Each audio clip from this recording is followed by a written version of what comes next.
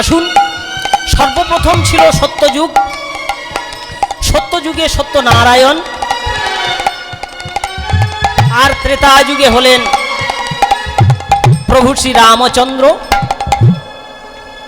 আর দাপরে হলেন কৃষ্ণচন্দ্র, আর কলিযুগে আমাদের গৌর হরি। এই গৌরচন্দ্র। ওগো সত্যযুগে ছিলেন যিনি,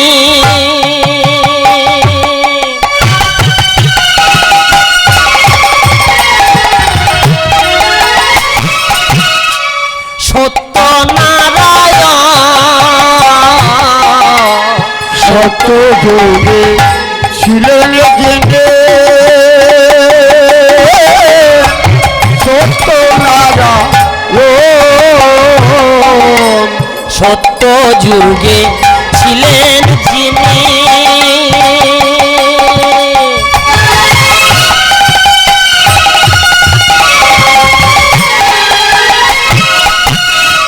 সত্যনারায়ণ। সত্যযুগে ছিলেন যিনি,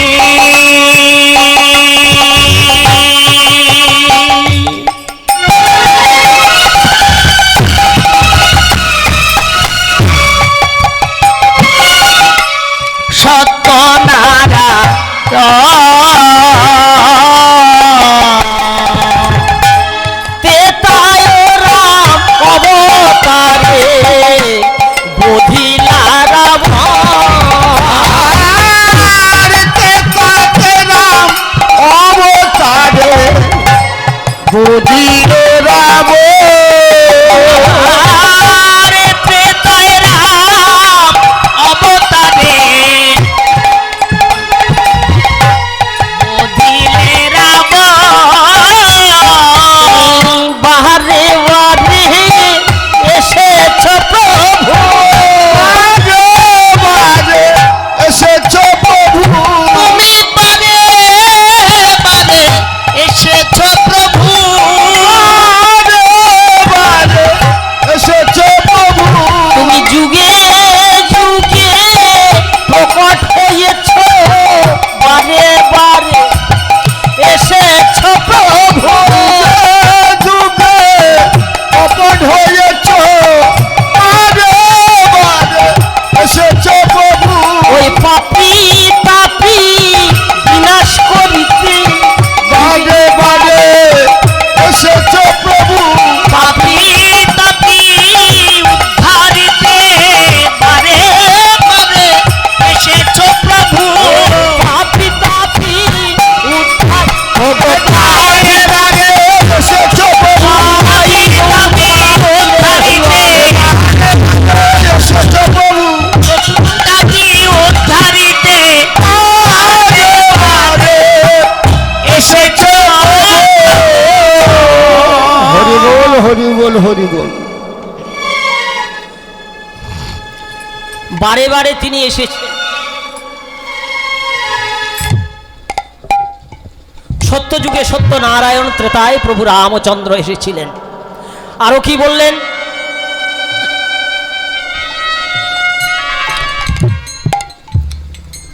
ওগো রাক্ষস কুল উদ্ধারিলে,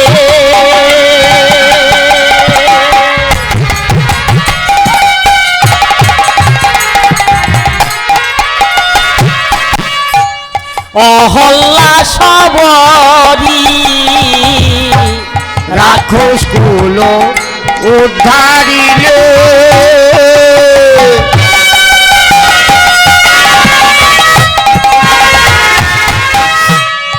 অহল্লা সবরি মাধবের চরণ দিয়ে স্বর্ণ কইলে করি। মাধবের চরণ দিয়ে স্বর্ণ কইল করি।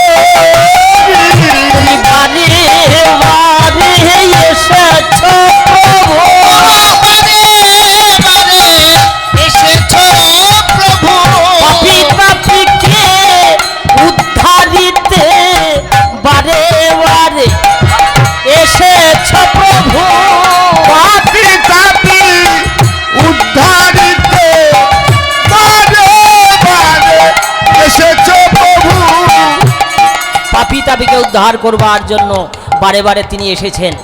যদা যদা হি ধর্মস্য গ্লানির্ভবতি ভারত অভ্যুত্থানাং ধর্মস্য তদাত্মনাং সৃজাম্যহম পরিত্রাণায় সাধূনাং বিনাশায় চ দুষ্কৃতাম ধর্ম সংস্থাপনার্থায় সম্ভবামি যুগে যুগে। পুরাকালে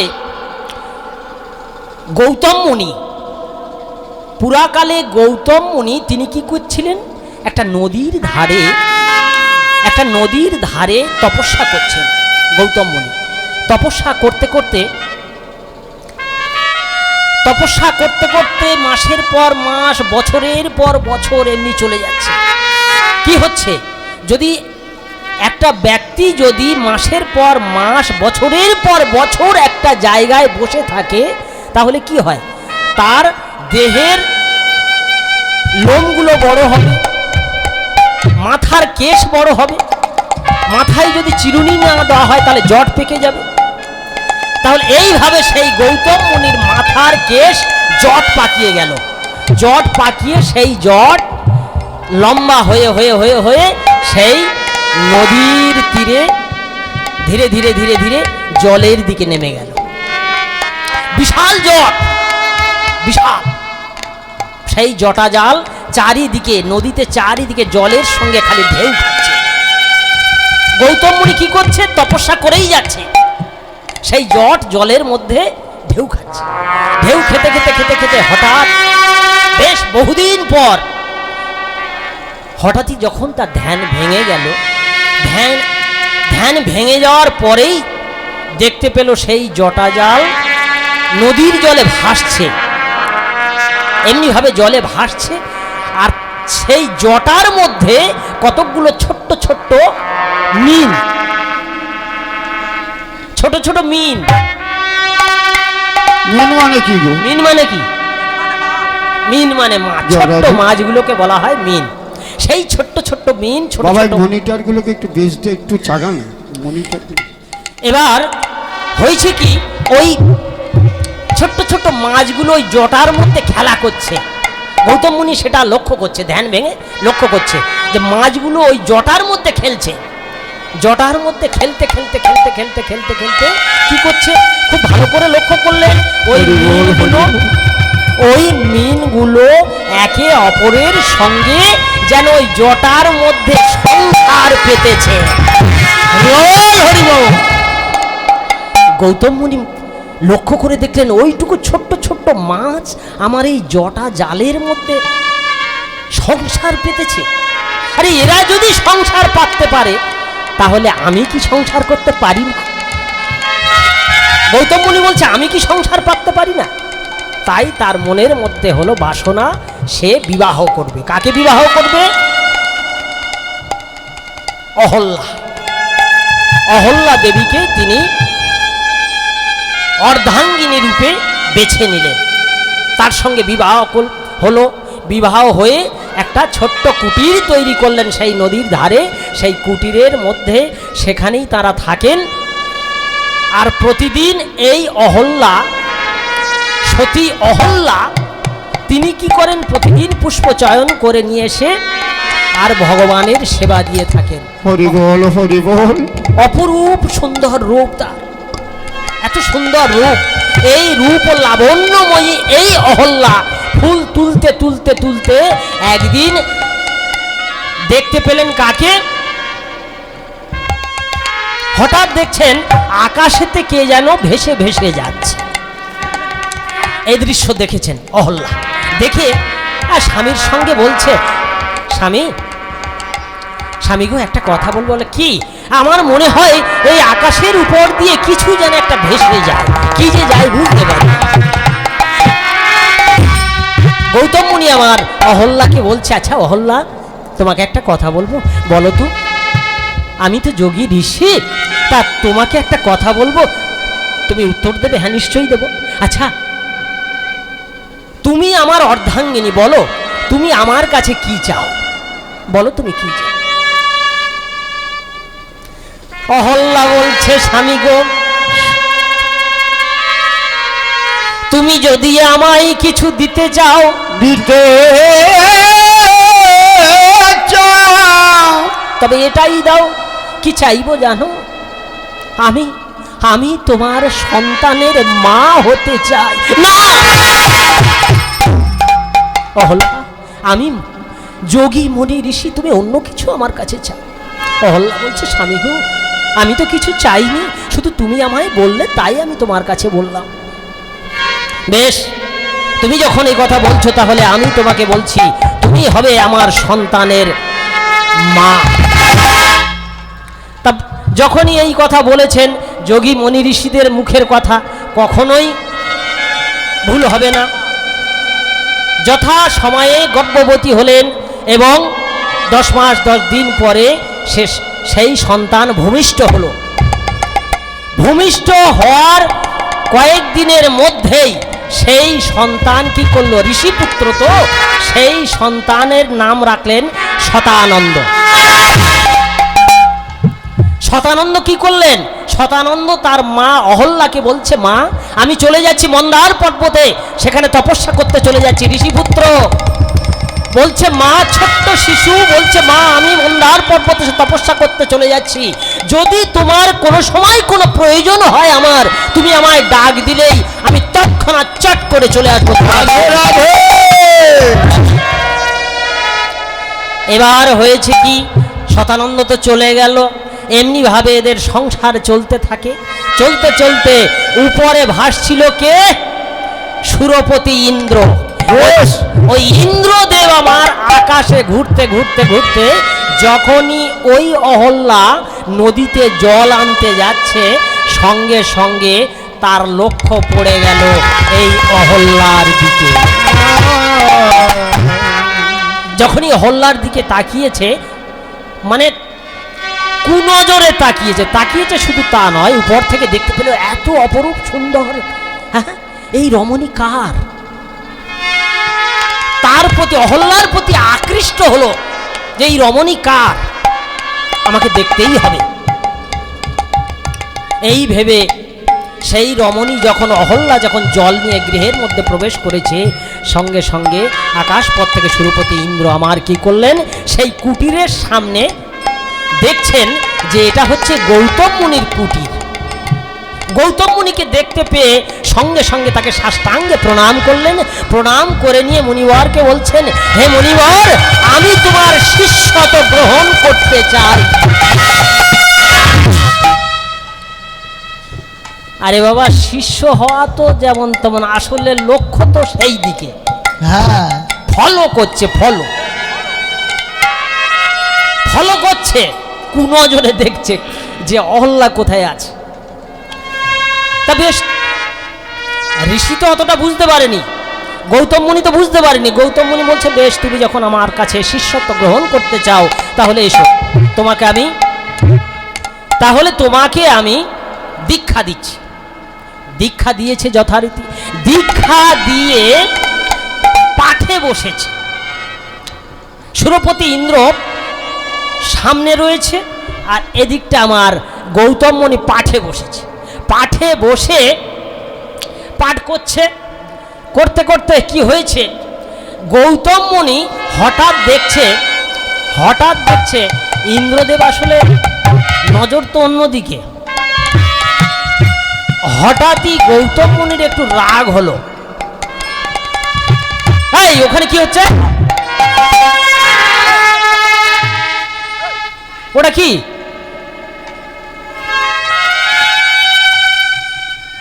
আসলে ওদিকে নয়, হরি বল, হরি বল। গৌতম মুনি ইন্দ্রকে বলছে এটা কি হচ্ছে। শুধু ওই যখন পাঠ একটু করে, সুরপতি ইন্দ্র আমার ওদিকে একটু দেখে আর শুধু মানে ঘরের দিকে, কুটিরের দিকে তাকাচ্ছে যে কোথায়, মানে নজরটা শুধু অন্যদিকে, মনটা অন্যদিকে, যে সেই সুন্দরী কোথায়, সেই রূপসী কোথায়, সেই দিকেই খালি দেখছে।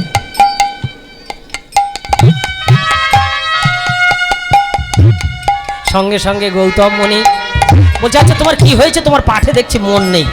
না, এভাবে হয় না, পাঠে যদি মন না দেওয়া হয় তাহলে কিছু কি শেখা যায়? এমন সময় সেই সুরপতি ইন্দ্র কি করলো, চারিদিকে যখন অন্য মনস্ক হলো, আমার গৌতম মুনি কি করলেন, গৌতম মুনি বলছে বেশ আজকের মতো এখানেই আমি পাঠ বিরাম দিচ্ছি, আবার আগামী দিন হবে। এই বলে সেদিন আর হলো না। পরের দিন সকালবেলা প্রভাত সময়ে আমার কি করলেন, গৌতম মুনি আমার স্নানে গেলেন। মনে মনে চিন্তা করছেন, সুরপতি ইন্দ্র মনে মনে চিন্তা করছেন, গুরুদেব আমার এই সময়ে গেছে নদীতে স্নান করতে, এই হচ্ছে সুযোগ। এই সুযোগেই আমাকে এই গুরুপত্নীর কাছে যেতে হবে। কেমন ভাবে যাবে গো? গৌতম মুনি আমার নদীতে স্নান করছে। গৌতম মুনি যখন নদীতে স্নান করতে গেছে, স্নান করতে গিয়ে যখন ওই জল নিয়ে, নদীর জল নিয়ে তর্পণ করতে যাচ্ছে, তর্পণে মন বসছে না। এদিকে সুরপতি ইন্দ্র কি করেছে, ঠিক সেই সুযোগটা নিয়েই, অহল্যা ছিল গৃহের মধ্যে, দরজাটা এমনি লাগানো ছিল, দরজার বাইরে গিয়ে কি করলো যে কিভাবে প্রবেশ করা যায়, সঙ্গে সঙ্গে মনে মনে চিন্তা করলেন গুরুদেবের রূপ ধারণ করতে হবে। সঙ্গে সঙ্গে সুরপতি ইন্দ্র আমার ওই গুরুদেব গৌতম মুনির রূপ ধারণ করে দরজার সম্মুখে গিয়ে ডাকছেন, অহল্যা, অহল্যা, দরজা খোলো অহল্যা। ভিতর থেকে তখন বলছে, কে স্বামী? হ্যাঁ, তুমি কি বুঝতে পারছো না কি করছো গৃহের মধ্যে? দরজা খোলো। মনে মনে চিন্তা করছে, এই মুহূর্তে, এই তো একটু আগেই তো গেল আমার স্বামী নদীতে স্নান করতে, কিন্তু এত তাড়াতাড়ি ফিরে এলো। মনের মধ্যে সংকোচ হচ্ছে। মনের মধ্যে যখন সংকোচ হচ্ছে, ধীরে ধীরে দরজাটা খুলেছে। দরজাটা খোলার সঙ্গে সঙ্গে দেখতে পেল সত্যই তার স্বামী, যেহেতু স্বামীর রূপ ধারণ করেছে, দেখতে পেল তার স্বামী। তাহলে ওই স্বামীকে দেখে কি হলো, স্বামী তুমি এত তাড়াতাড়ি ফিরে এলে? সুরপতি ইন্দ্র আমার বলছে, গুরুরূপী ইন্দ্র আমার বলছে, আজ আমার তর্পণে মন বসছে না, তাই ফিরে এলাম। ফিরে এসেই বলছে দরজাটা বন্ধ করে। বলে কেন এমন করছো কেন? বলে আজ আমি আর স্থির থাকতে পারছি না, আজ আমার তোমাকে চাই, এমনি ভাবে তোমাকে চাই বলে তোমাকে আলিঙ্গন করতে বড় ইচ্ছা হচ্ছে। এমনি যখন করছে অহল্যা একটু কিন্তু করছে বটে, এমনি ভাবে গৃহের মধ্যে এই অবস্থা হচ্ছে। ওদিকে গৌতম মুনি আমার তর্পণ করতে গিয়ে তর্পণে মন বসছে না, মনে মনে চিন্তা করছে নিশ্চয়ই কোনো আমার বিপদ হচ্ছে, তাই যদি না হবে তাহলে আমার তর্পণে মন বসছে না কেন? সঙ্গে সঙ্গে গৌতম মুনি আমার ফিরে আসছে, না নিশ্চয়ই কোনো আমার গৃহে বিপদ হয়েছে। এদিকে গৌতম মুনির রূপ ধরে ততক্ষণে গুরু পত্নীর রূপ সে নিজেই তার রূপ লাবণ্যটাকে নষ্ট করে দিয়েছে। নষ্ট করার পরেই সঙ্গে সঙ্গে গৌতম মুনি আসলি, গৌতম মুনি আমার দরজার সম্মুখে এসে চিৎকার করে ডাকছে, অহল্যা,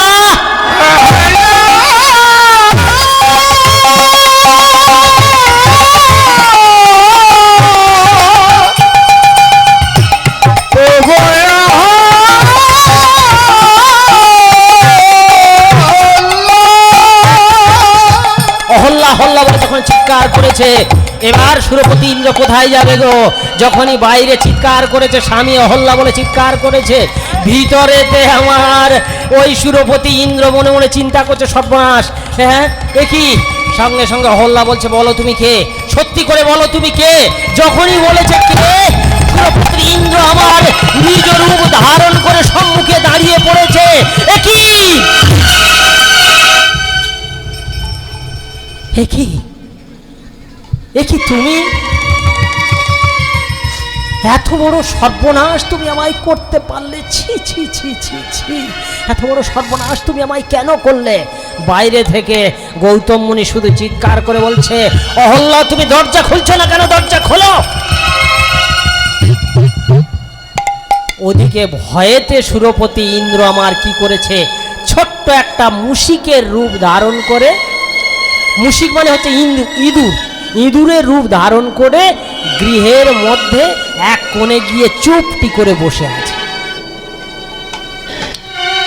চুপচাপ বসে আছে, মানে পালাবার রাস্তা নেই। অহল্যা আমার তাড়াতাড়ি করে গৃহের মধ্যে থেকে দরজা ঠেলে বাইরে বেরিয়ে এসে আবার দরজা লাগিয়ে দিয়েছে, আলু থালু বেশে স্বামীর সম্মুখে এসে বলছে, স্বামী স্বামী কি হয়েছে? একই অহল্যা, তোমার এই অবস্থা কেন? সত্যি করে বলে তোমার কি হয়েছে? কি হয়েছে বলো সত্যি করে। স্বামী বলছিলাম কি, ঘরের মধ্যে কি হয়েছে? ঘরের মধ্যে আমি যে অসতী হয়ে গেছি স্বামী গো।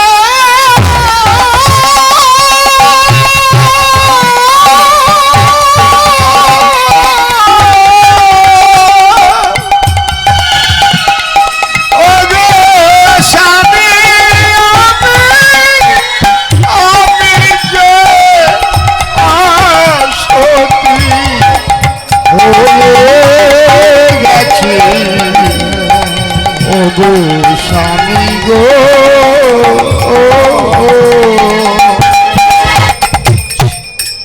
সখী কে কে তোমার এই সর্বনাশ করেছে? বলো বলো, সে কে? সে যে আর কেউ নয়, তোমারই শিষ্য ইন্দ্রদেব। সে কি এত বড় স্পর্ধা! সঙ্গে সঙ্গে দরজাটা খুলে গৃহের মধ্যে প্রবেশ করেছে। প্রবেশ করার সঙ্গে সঙ্গে দেবরাজ ইন্দ্র আমার মুশিকের রূপ ধারণ করে সেই গৃহের মধ্যে প্রবেশ করেছিল। সঙ্গে সঙ্গে গৌতম মুনি তার ভৃঙ্গার জলটা দিয়ে তার গায়ে যখনই ছড়িয়ে দিয়েছে, স্বরূপ ধারণ করে সম্মুখে দাঁড়িয়েছে। একই ইন্দ্র, তোমার এত বড় স্পর্ধা! তুমি গুরুপত্নী হরণ করেছ। তোমাকে আমি অভিসম্পাত করছি। তোমার সর্ব অঙ্গে তুমি যে জনির জন্য এত বড় সর্বনাশ করেছ, সেই জনি তোমার সারা অঙ্গে তৈরি হয়ে যাবে।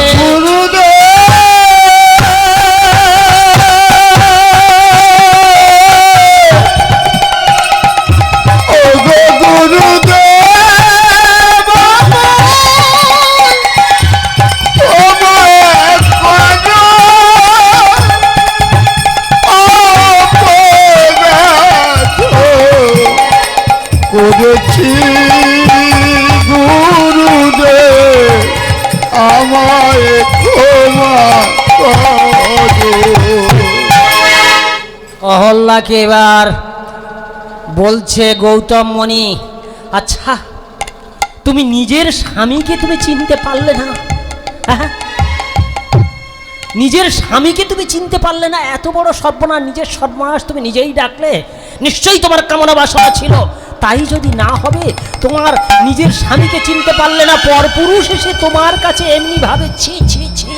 আমি তোমাকে অভিশাপ দিচ্ছি অহল্যা, এই মুহূর্তে তুমি পাষাণী হয়ে যাবে। শুধু পাষাণী হবে তাই নয়, এটা হচ্ছে সত্য যুগ, সামনে আসছে দাপর যুগ, তারপর ত্রেতা যুগে যদি রামচন্দ্র যেদিন আসবেন, সেই দিন যদি তিনি কৃপা করেন, তবে ওই পাষাণ থেকে তুমি উদ্ধার হতে পারবে। না, এমনি ভাবে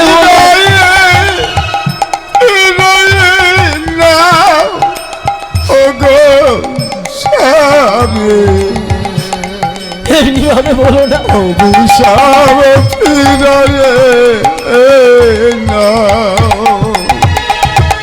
ঋষির অভিশাপ কখনো খণ্ডন হয় না। যখনই বলেছে পাষাণী হয়ে যাও, তখন অহল্যা বলছে, স্বামী গো, আমি তো পাষাণী হয়ে যাব, কিন্তু আমার একটা ইচ্ছে, এই শেষ মুহূর্তে আমি আমার সন্তানকে একবার দর্শন করতে চাই। বেশ, তাই হবে, ডাকো তোমার সন্তানকে। সঙ্গে সঙ্গে অহল্যা মার চিৎকার করে ডাকলেন, শতানন্দ।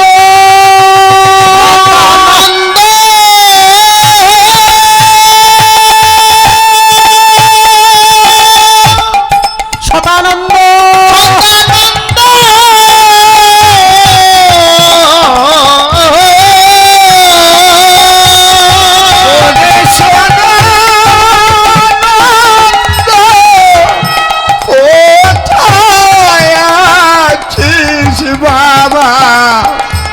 মায়ের কাছে একবারে ফিরে আয়। আমি যে বড় বিপদে, একবার এসে এই বিপদের সময় একবার আমায় দেখে যা। দেখা দে রে সদা নন্দ, জনমের মতো একবার দেখা দে। যখনই শতানন্দকে ডাকা হয়েছে, শতানন্দ আমার এসে উপস্থিত হয়েছে। এ কি জননী, তুমি আমায় ডাকলে কেন? বলো বলো কি হয়েছে? শতানন্দকে অহল্যা বলছে, ওরে শতানন্দ, তোর পিতা যে আমায় অভিসম্পাদ করেছে, আমি যে পাষাণী হয়ে যাব। শুধু এই যুগে নয়, আগত দাপর যুগ, ত্রেতা যুগ, দুই যুগে আমাকে পাষাণী হয়ে থাকতে হবে রে। কেন এত বড় অভিশাপ কেন দিয়েছে? ওরে শতানন্দ, তুই শুনতে চাস না রে? আমি যে খারাপ হয়ে গেছি রে। মা হয়ে আর সেই কথা কেমন করে বলব রে সদানন্দ, বলিতে নারি। কে করেছে এ কাজ? কে করেছে? ওরে তোরই পিতার শিষ্য দেবরাজ ইন্দ্র আজ তোর পিতার রূপ ধারণ করে আমাকে যে নষ্ট করে দিয়েছে রে। আমি জানি না, অজান্তে আমার এই অবস্থা। ও, শতানন্দ বলছে, আচ্ছা তাহলে এই ব্যাপার। তবে আমিও বলে রাখছি পিতা, আমিও তোমার পুত্র, ঋষির পুত্র, সেও ঋষি। অভিশাপ দিয়েছে পিতা, সেই অভিশাপ থেকে মাকে রক্ষা করবার জন্য বলছে তুমি ঋষি, তোমার পুত্র, আমিও ঋষি। দেখবেন, যদি কাউকে অভিশাপ দেওয়া হয়, তাহলে অভিশাপ দেওয়ার আগে তাকে পুণ্যটা অর্জন করতে হয়, তবেই তো অভিশাপ দিলে ফলবে নাকি? অবশ্যই। পুণ্য যদি না করে থাকি, আমি অভিশাপ দিলে ফলবে? এখন তো ঘরে ঘরে এরকম হয়, শাশুড়ি বৌমা গন্ডগোল লেগে থাকে, দেখা যায় শাশুড়ি বৌমাকে মানে তোর মুখে পোকা হবে, বৌমা অমনি লাগবে, তোমারও মুখে হবে। ভালো করে দেখবেন, আসলে এগুলো না, আসলে আপনাদের ওই বয়সিংহের দিকে না, আমাদের শম্ভুনগর পারে খুব আছে, খুব হচ্ছে প্রায় বাড়ি। আসলে সেটা ভালো করে লক্ষ্য করে দেখবেন, এটা কিছুই হয় না। আসলে সে কোনোদিন পুণ্যই করেনি, সে কি করে অভিশাপ দিতে পারে? কিন্তু এখানে শতানন্দ হচ্ছে ঋষিপুত্র, সে পুণ্য করেছে, সে তপস্যা করেছে, পুণ্য করেছে।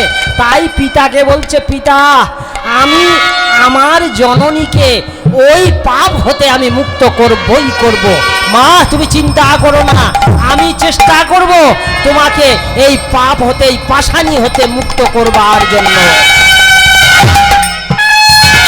এবার কি করলেন? এবার হয়েছে কি, শতানন্দ আমার কি করলেন? তিনি কি করলেন? চলে গেলেন আবার তপস্যা করবার জন্য। কাকে তপস্যা করতে গেলেন? আবার কাকে? যোগমায়াকে তপস্যা করছেন। এদিকে হল্লা আমার পাষাণী হয়ে গেল। তপস্যা করতে গেছে যোগমায়াকে তপস্যা করছে। যোগমায়া যোগেশ্বরী, তাকে তপস্যা করছে, হে যোগমায়া তুমি কৃপা করে আমায় একটু দেখা দাও। এমনি ভাবে যখন তপস্যা করছে, তপস্যা করতে করতে যোগমায়া এসে সম্মুখে হাজির হয়েছে। সতা বল বাবা, কি হেতু আমাকে আনয়ন করা হলো? সঙ্গে সঙ্গে শতানন্দ বলছে, এসেছো? হ্যাঁ এসেছি, বল। তুই যে এমনি ভাবে ডাকলে আমি কি না এসে থাকতে পারি রে? বল তুই কি বর চাস আমার কাছে, বল কি চাস আমার কাছে? শতানন্দ বলছে, মা গো, তোমার কাছে আমি একটাই বর চাই, তুমি যদি আমায় বর দিতে চাও মা,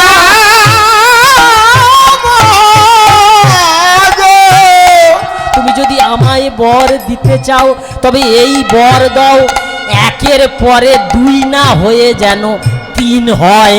ও গো মায়া আমার যত মায়া যোগেশ্বরী, ভগবতী পূর্ণমাসী মায় আমার, তুমি আমার গর্ভধারিণীর লাগি দুইয়ের জায়গায় তিন এনে দাও। শতানন্দ কি বর চাইল? যে আমায় যদি বর দিতে হয় তবে এই বরই দাও, একের পরে যেন দুই না হয়ে তিন হয়। বেশ, যোগমায়া বললেন বেশ তাই হবে, তথাস্তু। এবার বর দেবার পর শতানন্দ আর আনন্দ ধরছে না। বেশ বেশ, যোগমায়া বলছে, আচ্ছা আচ্ছা বাছা, বলতো দেখি একের পরে তিন মানেটা কি? একের পরে তো দুই হয়, তাহলে তিন বললি কি ব্যাপারটা বলতো দেখি। তখন শতানন্দ আমার খুলে বললেন যে, মা গো, কেন বললাম জানো? আমার জননীকে অভিশাপ দিয়েছে আমার পিতা। সে দুই যুগ দাপর তেতা হিসাব ছিল, কিন্তু এই রকম সত্যের পরে দাপর, দাপরের পরে ত্রেতা, তারপরে হচ্ছে কলি। কিন্তু আমরা জানি কি সত্য, ত্রেতা, দাপর, কলি। সত্য, দাপর, ত্রেতা, কলি, এটাই ছিল হিসাব। কিন্তু শতানন্দ বললেন যে আমার জননী এই দুই যুগ ধরে কি করে এই পাষাণ হয়ে থাকবে? কত রোদ জল, কত মানুষ, কত গরু ছাগল সেখানে বিষটায় নোংরায় ভরিয়ে দেবে, আমার মা যে এমনি ভাবে থাকতে পারবে না। তাই তো তোমার কাছে আমি বলতে চাইছি, সত্যের পরে দাপর না এসে যেন ত্রেতা আসে, এটাই আমি বলতে চাইলাম। ও তাই বুঝি? তা বেশ বেশ, তাই হোক, তোর মনোবাসনা পূর্ণ হোক। এবার কি হলো? সেই সত্যের পরে দাপর না এসে ত্রেতা যুগ